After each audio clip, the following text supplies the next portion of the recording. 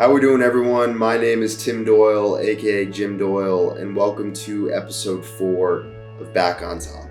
If for some reason you haven't listened to the first 3 episodes, I highly recommend you stop this one and go listen to those.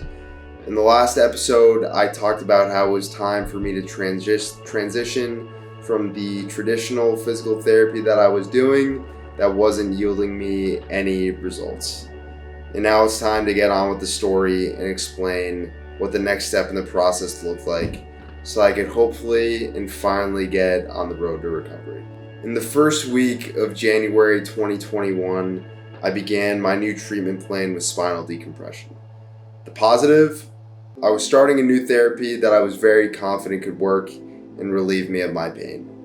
The negative, my second semester of college was starting in about a month, and I already knew that with this new therapy schedule, I wasn't returning full-time. That was another tough thing to swallow. I was just hoping that this new process would work so I could be up there in mid to late March to finish my final semester in person. I got into a routine of going 4 times a week to spinal decompression. My doctor emphasized in the first session, don't expect to feel big changes or any changes right away. This is a slow, gradual process. Plus, he said, your body isn't used to this type of movement and stretching, so we need to start slowly and work our way up. This has all made sense and what I expected to hear. I did ask him, though, when he usually expects to see improvements in his patients. He told me, tough to tell because it changes on a case-by-case basis. But about a month in, I'd want to see your pain decrease a little and your mobility improve. This was very good for me to know so I could gauge in the future how I thought the process was going. Here's a week-by-week breakdown of how my spinal decompression went. Week 1. The spinal decompression sessions feel really good and relaxing in the moment, and for a few moments after I'm done. But by the time I get in the car and get back home, that temporary relief is gone and the pain starts to increase again. I'm not surprised or concerned because I've just started. Weeks 2 and 3 follow the same path. But again, I'm not surprised or concerned because I'm just getting started. It's still very early in the process. It's also right around this time when I had to go see my physical therapist again, actually. Remember how I said in the previous episode that my physical therapist had lent me a stretching band to simulate that stretch that helped? Well, I had stopped working with him, obviously, but I still had the band, so I had to go return it to his office. I knew I wouldn't be there long, but didn't know if things would be a little awkward between us or not because I knew how unhappy he was that we had stopped working together. And also the spinal decompression at this point really hadn't helped at all, so I wasn't going to mention that. I didn't want to talk about it at all. I wanted to game plan everything before I got there.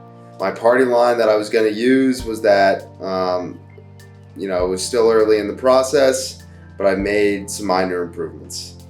I just wanted to leave it at that. But things went a little differently when I actually got there. My physical therapist asked me, how I'm doing. And like I just said, I told him, still early in the process, but making some minor improvements. And he goes, okay, sounds good. He goes, you really didn't look that good getting out of the car right now, though. And in my head, I'm just like, man, that was kind of a low blow, but I guess I'll take it. And I told him, I said, yeah, that's still kind of challenging for me, so hopefully that continues to improve over time. I went over to see the other physical therapist that I would work with off and on to say hi to him. And, I'm trying to stay all positive and friendly. And I'm like, how are we doing? How have things been? And he asked me, oh, you're wearing a back brace now? Like I mentioned earlier, the spinal decompression doctor wanted me to start wearing it. So I told the therapist, I said, yeah, it's just giving me a little extra support and makes things a little bit more comfortable for me. And then he asked me again, so you gonna wear a back brace for the rest of your life? And in my head, I'm just like, damn, that's another low blow. I was like, all right, though. I guess I can take some punches. I'm already in a lot of physical pain, but I guess a little bit more can't hurt. But I just calmly told him, nope, that's not the plan. That was, I would say, the defining moment throughout this entire experience so far. That interaction gave me the outside motivation and determination to get better and to get back to my normal life. Up until that moment, it was always, me versus me just trying to get better and trying to get back to a normal life. But now it was also about proving people wrong. I was grateful for this moment because it fired me up.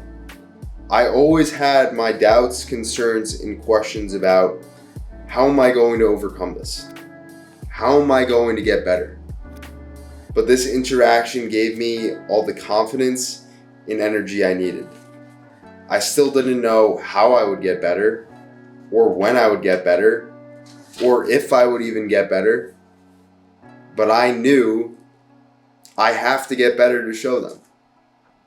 I already had all the motivation in the world to recover from this so that I could return to school, start working out again, and get back to my normal, everyday, active life. But man, was this a great addition to that motivation. This is what would be in the forefront of my mind as I continued on the path to recovery. Alright, so back to the spinal decompression timeline now. Week 4 follows the same path as previous weeks. Now at this point, I'm a little concerned, but I'm being patient. The pain hasn't diminished, and the most concerning thing for me is that my mobility has not improved at all. The most challenging thing for me to do since the start of this whole thing was bending over. It would take so much effort and cause so much pain for me to try to bend over and touch my toes. Actually, not even touch my toes. I wasn't even close to being able to touch my kneecaps. And unfortunately, this hasn't improved at all. Week 5, same amount of pain and no improvement in mobility. At this point, I'm still trying to be as patient as I possibly can, but now I'm getting frustrated. And to make matters worse, it's now the first week in February and second semester of my senior year has officially started. I haven't seen any signs of improvement, and my confidence is quickly dwindling in me being able to return to school full time at all. Thankfully, because I was within driving distance of my college, I was able to go up on weekends. The 2-hour drives up and down from Connecticut to Massachusetts each weekend to see my friends were well worth it. And honestly, the car rides were actually a big part of the weekend because they were really helpful for a host of different reasons. The long drives helped me to just zone out, kind of step away from what was going on. Turn on some music, hit the road, and just let my mind shut off for a couple of hours.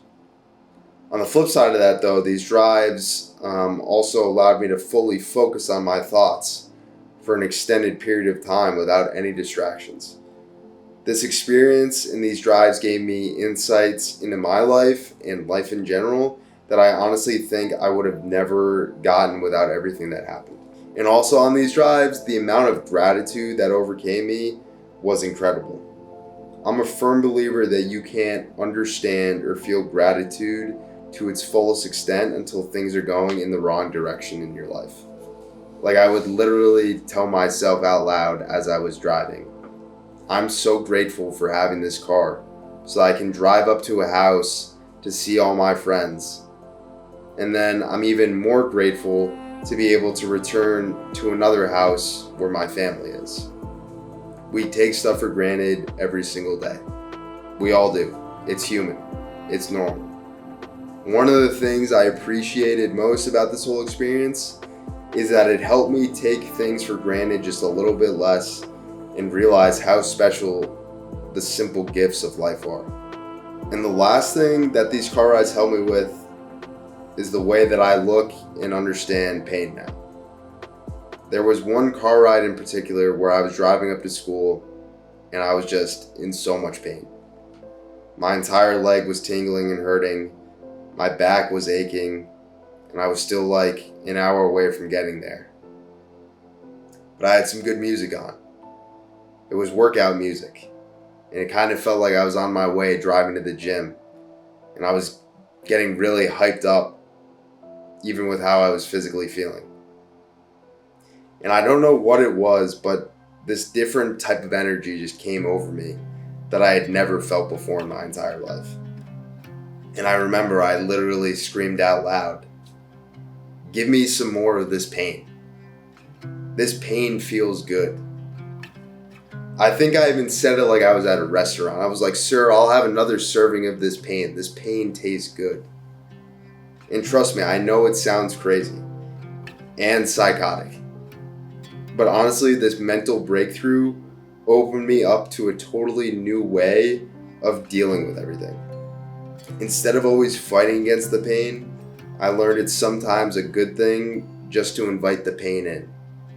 Become one with the pain. Don't run away from it. See, I realized the pain wants you to act anxiously and fight it.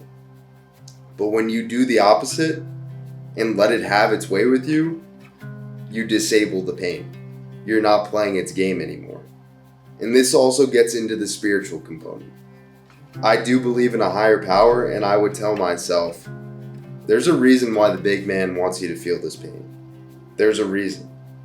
I don't know what that reason is, but there is a reason. So let yourself feel this pain. In the moment, obviously I wanted to get better as soon as possible. But looking back on this whole experience, I can say today that I'm so grateful that I was in pain for such a prolonged period of time, because I wouldn't have had such profound physical, mental, emotional, and spiritual moments and experiences like I just described to you. So I guess you could say that the lack of progress that I made in physical therapy in the beginning of spinal decompression really was still part of my recovery process. I needed that lack of progress to have breakthroughs in other areas of my life. It led me to a different type of progress that I never knew I needed or knew I could benefit from. Alright, so I'm going to wrap things up here. Again, I think this is a good good place to stop in the story. In the next episode, we're going to pick up right where we left off. I'm going to continue to break down the timeline for spinal decompression, and now I'm finally going to begin to introduce what actually helped me recover. And the reason why I'm just getting to this part so deep into this series is because, well, what actually helped me recover came very far into the process.